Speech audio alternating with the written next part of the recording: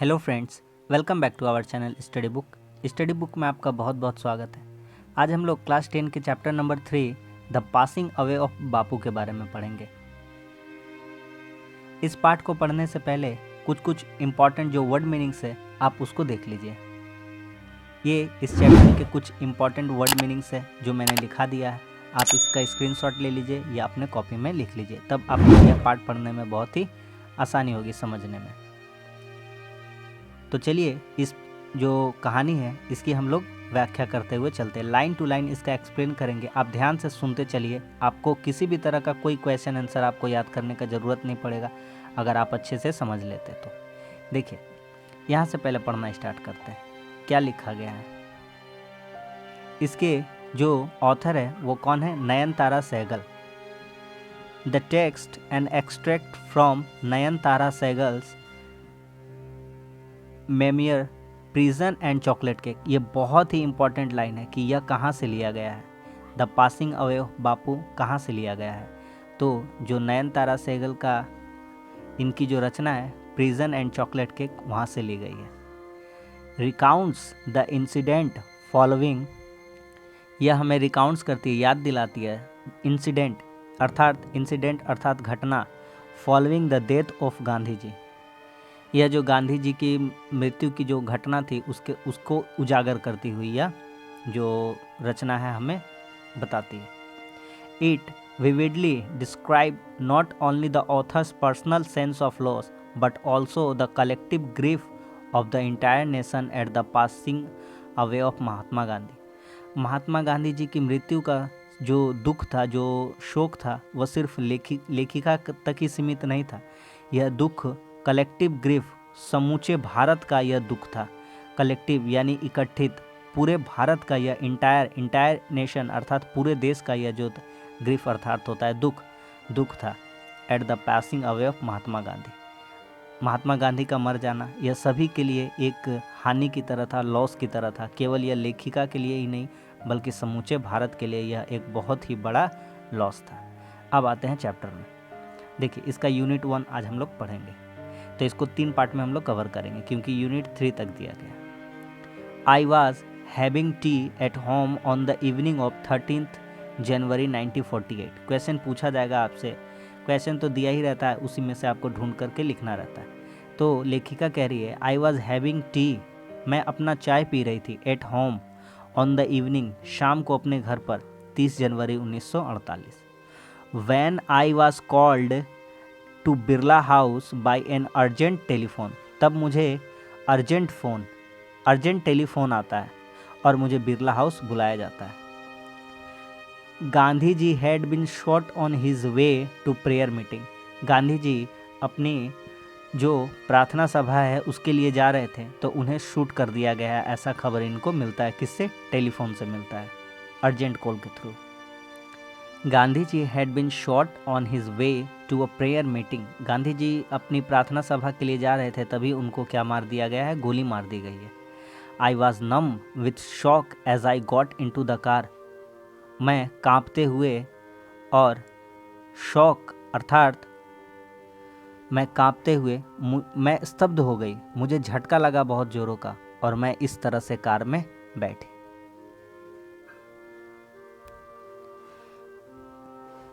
At the Birla House, Gandhiji's relatives and followers had gathered around his body.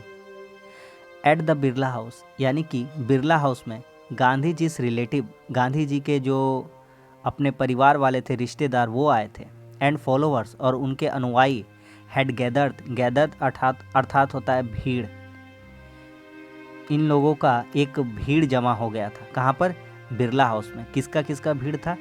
रिश्तेदारों का और उनके अनुयायियों का, उनकी बॉडी के चारों तरफ, उनकी लाश के चारों ओर। There was silence in the room as Gandhi ji breath his last, वहाँ पर एक ऐसी खामोशी थी जहाँ पर गांधी जी ने अपनी आखिरी सांस ली थी। गांधी जी ब्रेथेड हिज लास्ट, गांधी जी ने वहाँ पर अपनी आखिरी सांस ली थी।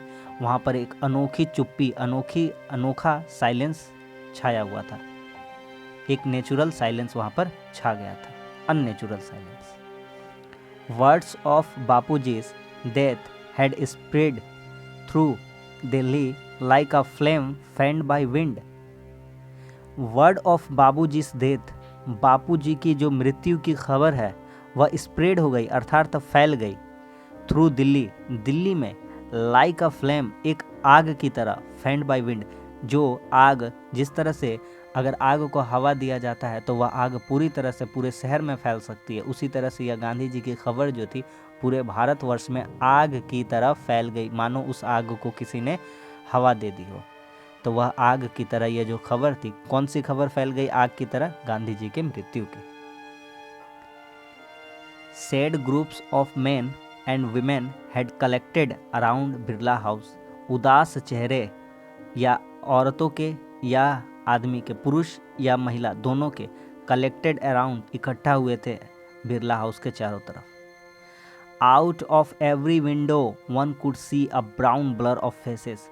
खिड़की के चारों तरफ धुंधले चेहरे दिखाई दे रहे थे क्योंकि सभी के आंखों में आंसू थे और आंखों से बहता हुआ आंसू उनके आंखों को पूरा ब्लर किए हुए था। They did not make a sound, कोई एक तरह किसी भी तरह का आवाज़ नहीं निकाल रहा था, वहाँ पर पिन ड्रॉप साइलेंस छाया हुआ था। There was an unnatural silence, silence तो बहुत ही अच्छी बात है लेकिन वह नेचुरल होनी चाहिए, लेकिन यह जो गांधी जी की मृत्यु की खबर थी यह एक अननेचुरल साइलेंस है। अभी जो बिरला हाउस में जितने लोग इकट्ठा हुए हैं तो पूरे देश में एक तरह से यह अननेचुरल साइलेंस की तरह हो गया है और जो बिरला हाउस है उसमें तो एकदम चुप्पी छा गई है। It was as if time stood still for those few minute, लग रहा था यह वह समय था जब समय कुछ मिनटों के लिए क्या हो गया हो, रुक गया हो। It was as if time stood still, stood अर्थात खड़ा, स्टिल अर्थात स्थिर, टाइम ठहर गया हो, खड़ा हो गया हो, फॉर दोज फ्यू मिनट, उन चंद लम्हों के लिए, उन चंद मिनटों के लिए। आगे बढ़ते हैं। The people were too stunned to speak in the beginning, जो लोग वहाँ पर मौजूद थे वो स्टंड थे, अवाक थे, उनके मुंह से कुछ बोलने के लिए शब्द नहीं निकल रहा था, वे शुरू में बोलने से लड़खड़ा रहे थे, हिचकिचा रहे थे। The people were too stunned to speak in the beginning, वे लोग जो इकट्ठे हुए थे वे बोलने से हिचकिचा रहे थे। Later they clamoured widely shouting and crying, वे लोग शुरू में तो चुपचाप थे लेकिन थोड़ी देर के बाद पश्चात अचानक वे लोग जोर से शोर मचाने लगते। क्लेमर्ड अर्थात होता है डिमांड लाउडली, पूरे जोर तरह से शोर मचाना। वाइडली शाउटिंग एंड क्राइंग, चिल्लाते हुए और रोते हुए वे लोग शोर मचाने लगे बहुत जोर से, widely. They jostled one another is stemmed to break into the house, वे लोग धक्का मुक्की कर रहे थे, एक दूसरे को झटका दे रहे थे, धक्का मुक्की कर रहे थे। वन अनदर, एक दूसरे को। इन ए स्टेम्ड, उस भगदड़ में, उस स्टेम्ड का अर्थात होता है भगदड़, इसका अर्थात क्या होता है? भगदड़। To break into the house, उस घर में घुसने के लिए, मानो वह घर को तोड़ देंगे, इस भांति वह उस घर में घुसने के लिए धक्का मुक्की एक दूसरे से कर रहे थे, सिर्फ और सिर्फ गांधी जी को देखने के लिए। दे calmed a little when it was announced that they would be allowed to see Gandhi ji before the funeral, अंतिम संस्कार। उन्हें कहा गया, उन्हें समझाया गया, तब वे लोग शांत हो पाए। उन्हें कहा गया कि आप लोग को किसी को भी घबराने की कोई ज़रूरत नहीं है, सबको गांधी जी को देखने का मौका दिया जाएगा, कृपया आप लोग धक्का मुक्की ना करें। बहुत समझाने के बाद ये लोग शांत हुए। दे काम्ड ए लिटिल, वे थोड़ी देर के लिए चुप हुए, शांत हुए। व्हेन, जब, इट वॉज अनाउंस्ड, जब यह घोषणा किया गया, दैट दे वुड, उनको दिया जाएगा, बी अलाउड, उन्हें अलाउ किया जाएगा, टू सी गांधी जी, उन्हें अनुमति दी जाएगी गांधी जी को देखने के लिए, बिफोर द फ्यूनरल, अंतिम संस्कार से पहले। आगे बढ़ते हैं। When one is faced with the shock of a loved ones death, जब कोई एक सामना करता है विद द शॉक, शॉक अर्थात क्या होता है? दुख समझ सकते हैं, ऑफ ए लव्ड वंस, अगर किसी एक जो किसी अपने एक को चाहता है, अपने प्रिय की जब उसकी मृत्यु हो जाती है तो वह उसको कैसे फेस करता है वह वही जानता है। वन विषम्स, तो वह सिसक सिसक कर रोता है। जब किसी का अपना कोई चाहने वाला मरता है तो वह सिसक सिसक कर रोता है। विम्स मरतम विम्पर्स मतलब अर्थात क्या हो गया यहाँ पर, सिसक सिसक कर रोना। When one is faced with the shock of a loved one's death, कोई जब एक सुनता है, जब उसका सामना होता है, जब उसके किसी अपने की मृत्यु हो जाती है तो वह सिसक सिसक कर रोता है। What will become of me now, अब मेरा क्या होगा। That he has left me, अब वे मुझे छोड़कर चले गए, अब मेरा क्या होगा।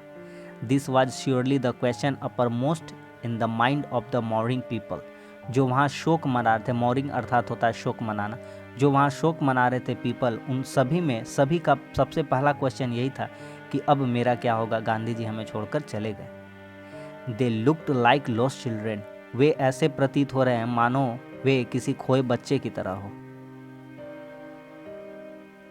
It was the question in many of our hearts as well we sat still shocked and unbelieving, यह जो प्रश्न था अनेकों के थे, अनेकों के दिल में बसे हुए थे यह प्रश्न।